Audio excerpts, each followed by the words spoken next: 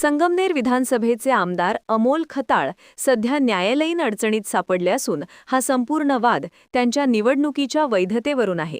एकनाथ शिंदे यांच्या शिवसेनेचे आमदार अमोल खताळ यांच्या विजयाला काँग्रेसचे ज्येष्ठ नेते बाळासाहेब थोरात यांनी आव्हान देत निवडणूक याचिका दाखल केली आहे, ज्यामध्ये असा आरोप करण्यात आला आहे की खताळ यांनी आपल्या निवडणूक प्रतिज्ञापत्रात उत्पन्नाचा स्रोत आणि कर थकबाकी जाहीर केली नाही. तसेच ते नीलकमल नावाचा फर्ममध्ये भागीदार असल्याचा दावा याचिकेत करण्यात आला असून त्यांनी हा संबंध उघड केला नसल्याचेही म्हटले आहे. यासाठी जीएसटी विभागाच्या वेबसाईटवरील नोंदींचा आधार देण्यात आला आहे. तसेच लोकप्रतिनिधित्व कायद्याच्या कलम 101(1)(b) अंतर्गत स्वतःला रीतसर निवडून आलेले घोषित करण्याची मागणीही थोरातांनी केली आहे. दरम्यान खताळ यांनी ही याचिका फेटाळण्यासाठी अर्ज दाखल करत आपण आता त्या फर्ममध्ये भागीदार नसल्याचा आणि फर्म विसर्जित झाल्याचा युक्तिवाद केला.